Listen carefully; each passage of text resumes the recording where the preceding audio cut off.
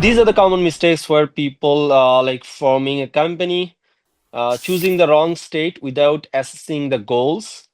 As I explained you earlier, like what will be your goal and what, like, like you can have a company in any state in the USA and that will be treated as a USA company, but you need to make sure like where you want to form the company.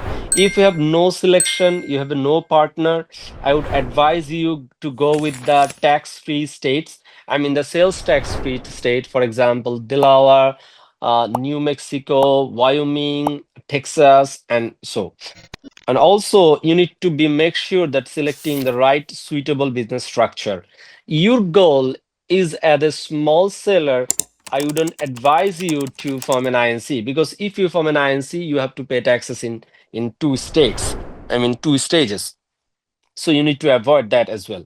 And also, uh, incomplete and inaccurate documentation, like the your article of organization, your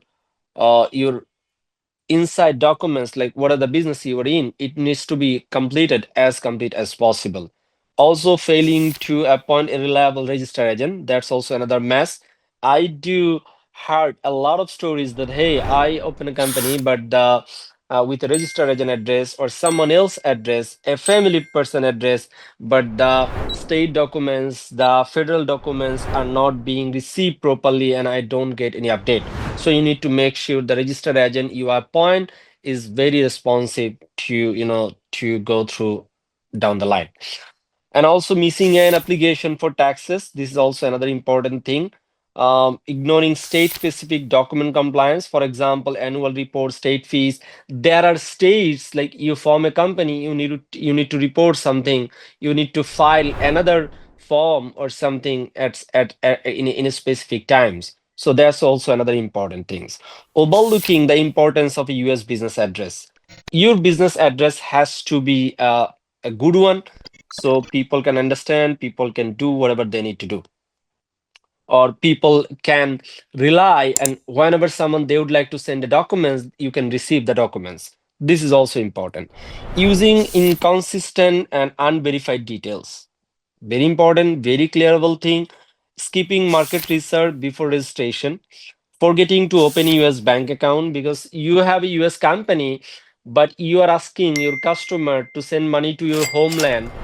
That might create a suspicion to customers, like, hey, you have a US company, you act as a US company, so your billable or your payment information should be a US bank, or any other forms where like it doesn't show you that you are not a US company. So this is very important.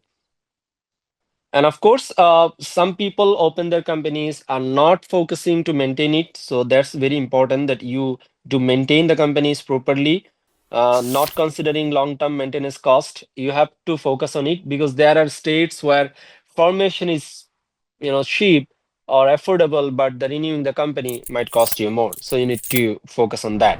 Neglecting double taxation risks for non-residents. You need to check if there is a tax treaty between USA and your home country. So you can check, and the attorney that your filing handles should be aware of like your double taxation treaty that US government might have. Overlooking professional advice. This is a very common scenario. Like we do Google and we find a lot of advices in the internet and we do follow it blindly. But if in legal things and health, I do advise that always follow legal advice, because a small mistake might cost you a lot at a later time. So this is another things you need to see.